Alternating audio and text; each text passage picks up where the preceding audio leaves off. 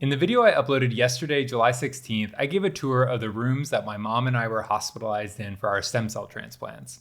Now it's time to talk about sleeping in those rooms. Whether you're the caregiver or the person who's going through treatment, sleeping in the hospital sucks. Even if you have that superpower of being able to sleep anywhere or anytime, or even if you're on enough medications that knock you out. Let's start with the patient experience. When you're hospitalized for inpatient chemotherapy, you are guaranteed to be hooked up to an IV pole at least most of the time. What that entails is that tubing is going to be connected from an IV pump and it's going to have to feed into somewhere, like a portacath, or in the case of my mom, a Hickman line, or for me, it was a PICC line that was placed on the side of my bicep and then threaded directly, into my heart. And as you can imagine, having tubing that's just perpetually connected to your bicep is not particularly convenient, especially as you're trying to sleep. You're bound by either way of which you're pulling, because your IV pole is going to be on one side or the other. And so if you favor the side where you have the connections and where the IV is located, then you're gonna be feeling it still, especially with the inputs and outputs are usually plastic. So you're gonna be pressing those against you and you're trying to lay this way. And if you roll this way, you're gonna get that tension pulling on those inputs and outputs that are threaded into the machine that might be pumping chemotherapy or medications or fluids. And if you pull too hard or if you snag, it will pull out to a certain extent, which would not be good. So you have that weighing on your mind. Or if you're trying to sleep on your back and you're trying to place your arms, if you have a Hickman line or if you have a portacath, you're going to be feeling those inputs and outputs if you're trying to hold your arms on you in any way. So the tubings and the ports are the initial barrier, and then you layer in the schedule for your chemotherapy. In July 16th in my book, you see that my mom starts to get her chemotherapy during her stem cell transplant in the evening, and she has a conversation with my dad because that's abnormal considering how her inpatient hospitalized treatments were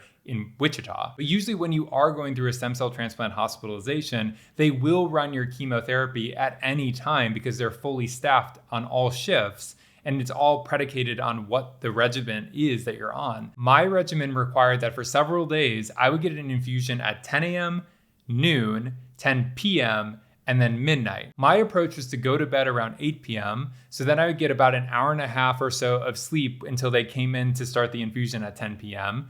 And then I would get another kind of 90 minutes of sleep until then they came back in and then started the infusion for midnight. I then had the opportunity to get a few hours of sleep because the next time that they were mandated to come in was at the 4-hour mark, so 4 a.m. And then I was also off the hook again until 8 a.m. or so. To the credit of the medical staff, they always tried to make it work and they always tried to bend those mandates a little bit to make sure that I got as much sleep as possible. But still, you just get so much traffic that it's really hard to ever fully get to sleep and get into that REM or get into that deep sleep, which are so necessary for your recovery and for the restoration of your body and mind, which all seems very counterintuitive because you're ultimately in the hospital to recover from something and get better, which requires sleep. Sleep medications are always an option and they do work for a lot of people, including myself. I was on trazodone for all my hospitalizations, and that did really help me get some sleep. It wasn't that they knocked me out, it was just that they helped me get back to sleep once I woke up. And you are just constantly waking up, like I said, between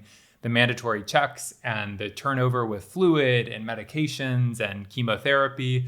You're just inevitably going to be woken up all through the night. My mom claimed that no sleep medications worked for her, which I don't know how much I believe because I'm pretty sure I witnessed her sleep quite a bit throughout all of her treatment.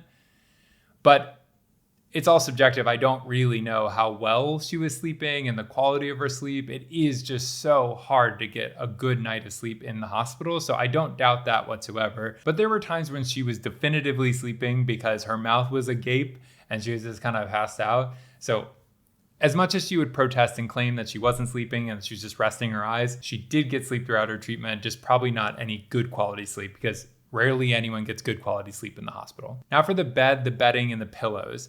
None of them are great. The patient is on this inflatable mattress that's constantly shifting throughout the day and the night in random intervals to try to promote blood circulation to prevent any type of clotting from occurring. Do you wake up in the middle of the night just being kind of shifted around in a way and your body's just kind of moving without your control?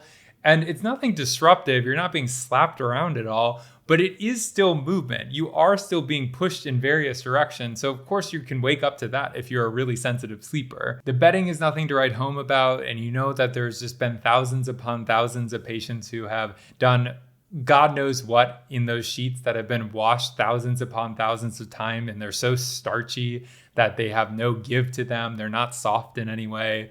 But honestly, of all things, the bedding isn't your big barrier to sleep. It just isn't going to feel very luxurious. And the pillows become these plastic creatures that are constantly migrating through the night because the pillowcases are way looser than these tiny small plastic pillows, and there's no friction to keep them together. So you get these loose pillows sliding around, and they're hard to keep track of because they're not particularly big. And so they just keep slipping. They fall off the bed. They end up in a weird position. You're searching blindly throughout the night, trying to figure out where your pillows went. You're trying to crunch them up into a ball to get a little bit more height, especially if you're like me and you have broad shoulders. But you also don't want to bring in your own pillows because they're a lot harder to wash. And even if you get a protective waterproof barrier, they're still going to be gross, and they're going to remind you then of the hospital when you take them home, because just that smell of hospital is impossible to get out somehow.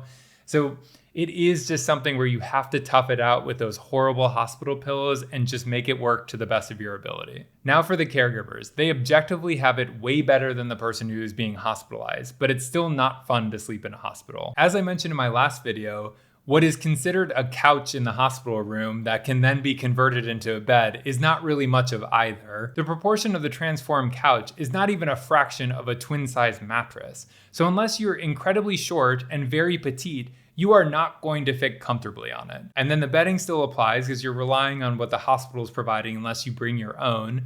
Then you have to factor in your mental state, which is directly proportionate to how good or bad your loved one is doing at that particular moment. When they're going through a rough time, you're going to be on high alert, just listening for any type of unusual movement or whimpers or cries for help, just so that you can leap into action. So you're never gonna fall into a deep sleep when you're just bracing yourself for the worst. And even if you're on prescription sleep medication that you normally take at home, you're not gonna wanna do it necessarily in the hospital, at least not to the same degree, because you're there to help if your loved one needs it. So you don't wanna be a zombie and disoriented if they actually need you and you're trying to navigate this hospital room that you're not still particularly familiar with. Of course, you can't use the bathroom in the room because that's only for patients. So then you also have to navigate in the middle of the night the hospital unit. And that's another reason not to take a prescription medication, because you don't want to be Ambien walking a hospital in the middle of the night. And for those of you who are like myself who normally sleep naked, you're also going to have to deal with wearing some level of clothing, because even if your loved one doesn't mind if you're sleeping naked, I can guarantee you that the medical staff will. I wish I could finish off with this video with a laundry list of tips on how to sleep better in the hospital, but ultimately I can't.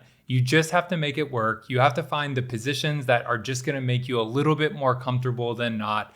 You have to take the little wins where you can. And when you wake up so fatigued and tired and pissed off because you slept so poorly, you just have to remember that the hospitalization is temporary and that what's waiting on the other side of it is your comfortable bed. I'll be uploading a video tomorrow, July 18th, where I'll be talking about the precautions that were in place for my mom's stem cell transplant in 2015 versus the ones that were in place for mine in 2022. So hit subscribe, leave any questions in the comments. The link to the book is in the description, and I'll see you all tomorrow.